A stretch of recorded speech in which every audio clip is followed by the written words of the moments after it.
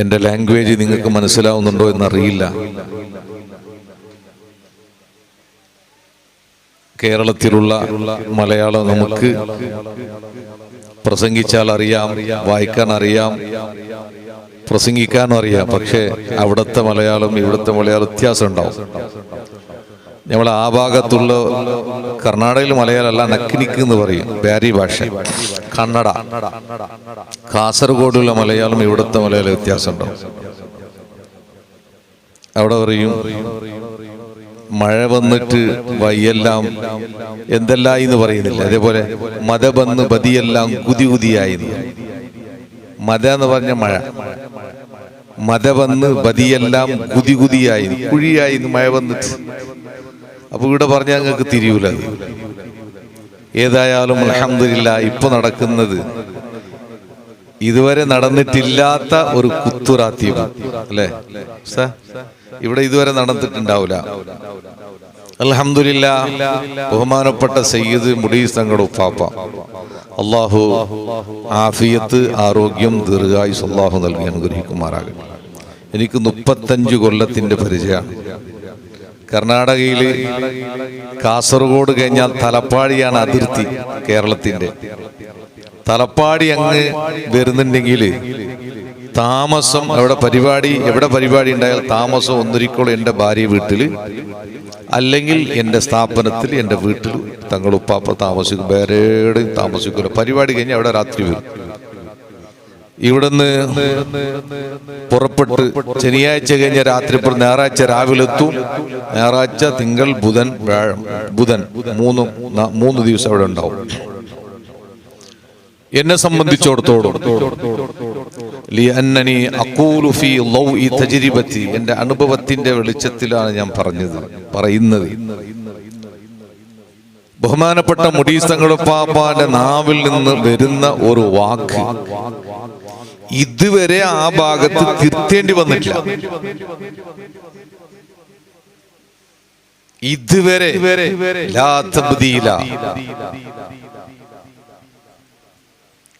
അപ്പൊ ഞാൻ 35 കൊല്ലായി ബന്ധപ്പെട്ട്, എനിക്ക് കല്യാണം കഴിഞ്ഞിട്ട് 22 കൊല്ലായി. 19 കൊല്ലം വരെ എനിക്ക് ഔലാദ് ഉണ്ടായിരുന്നില്ല, വലത് ഉണ്ടായിരുന്നില്ല, കുട്ടികൾ ഉണ്ടായിരുന്നില്ല. തങ്ങൾ എന്തു പറഞ്ഞാലും ഉണ്ടൂല. കുട്ടികൾ അത് നോക്കാതെ തന്നെ പറയൂല. കുട്ടികൾ ഉണ്ടാവുമെന്ന് പറയേയില്ല. എപ്പോ 19 കൊല്ലം വരെ ഒരു വാക്ക് പോലും എന്നോട് പറഞ്ഞിട്ട് നിങ്ങൾക്ക് കുട്ടി ഉണ്ടാവുമെന്ന് പറഞ്ഞ് എപ്പോഴെന്തെന്ന് പറഞ്ഞിട്ടില്ല. അത് പറയുന്നില്ല.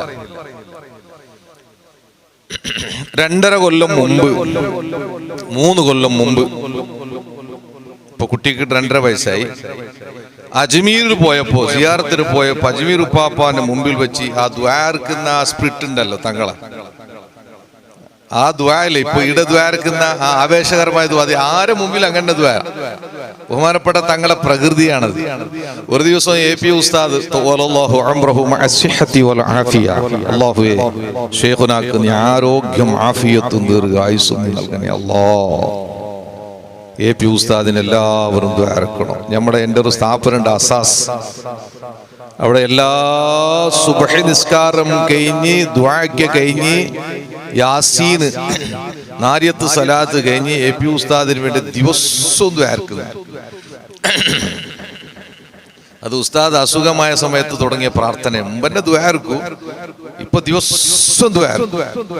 സുബൈ നിസ്കരിച്ച് നമ്മളെ കുട്ടികൾ അത് ബൈത്തിലൂടെയാണ് ദ്വാരക്കൽ, ബൈത്തിലൂടെ. യാ റബ്ബി ബിൽ മുസ്തഫ ബല്ലിഗ് മഖാസിദനാ طول به عمر شيخنا أبي بكري يا ربي بالمصطفى بلغ مقاصدنا طول به عمر شيخنا أبي بكري. ഒരു ദിവസം ഷഹർ മുബാറക്ക് മർക്കസിൽ ഇങ്ങനെ ഉസ്താദ് കൊടുക്കുന്ന സമയത്ത് ഉസ്താദിന്റെ മുമ്പിൽ ഞാൻ ആ വെള്ളം വാങ്ങാൻ വേണ്ടി പോകുമ്പോ എന്റെ മുഖം നോക്കി. കുട്ടികളില്ല എന്ന് പറഞ്ഞിട്ട് ഉസ്താദ് അറിയാം. മല്ലൂരെ, നിങ്ങൾ കുട്ടിയുടെ മുഖം നോക്കാതെ നിങ്ങൾ മരിക്കൂല, പേടിക്കേണ്ടെന്ന് പറഞ്ഞു. ബഹുമാനപ്പെട്ട സയ്യിദ് മുടീസങ്ങൾ ഉപ്പാപ്പ അജ്മീർ ഉപ്പാപ്പാന്റെ മുമ്പിൽ വെച്ച് ദ്വാർക്കുന്ന, ഞാൻ പറഞ്ഞത് ആ ഉസ്താദിന്റെ AP ഉസ്താദിന്റെ മുമ്പിൽ പോലും ഒരു സമ്മേളനത്തിൽ ഇതേ ശൈലിയിൽ ദ്വാ. സഅദിയ കോളേജിയുടെ ഷെയ്ഖുന നൂറുൽ ഉലമ ഉസ്താദ് നിങ്ങൾക്ക് അറിയാലോ. ഉസ്താദ് ഇങ്ങനെ ഒരു ഹോസ്പിറ്റലിൽ നിന്ന് വരുന്ന സമയത്ത് ഉപ്പാപ്പ ഇങ്ങനെ നേരെ പോയിട്ട് MA ഉസ്താദിന്റെ കൈ തൊടാൻ പോലും പിടിക്കും എല്ലാവരും. അത്രയും ഒരു പേടിയാണ്. തങ്ങളുപ്പാപ്പ എന്താക്കിയറിയോ, പോയ ഉടനെ ഈ മുഖം പിടിച്ചിട്ട് ചുപ്പിച്ചാ. ഉസ്താദൊന്നും വേണ്ടില്ല. ആലി കുഞ്ഞു ഉസ്താദിയോ താജുശരിയ, ആ ഉസ്താദിന്റെ മുമ്പിലുള്ള ദ്വാങ്ങന്നെ. ഒരു ദിവസം എന്റെ സ്ഥാപനത്തില് തങ്ങളുടെ ഉപ്പാപ്പ ഇങ്ങനെ ദ്വാർക്കുന്നു. ബലത്ത ഭാഗത്തിൽ എന്റെ എലാപ്പുണ്ട്. ദ്വാർക്കുന്ന ശൈലി എലാപ്പൊക്കെ ഒറ്റരാടി അവിടെ എന്റെ വീട് ഒന്നും ആയിട്ടില്ല. ആ ദ്വാന്റെ ശൈലി തമാശക്കാണ് ദ്വാർക്കുന്നത് പറയുന്നെങ്കിൽ അത് പറയുന്നത് പോലെ ഉണ്ടാവും. അള്ളാഹു തങ്ങൾക്ക് ആഫിയത്ത് ദീർഘായുസ്സ് നൽകട്ടെ.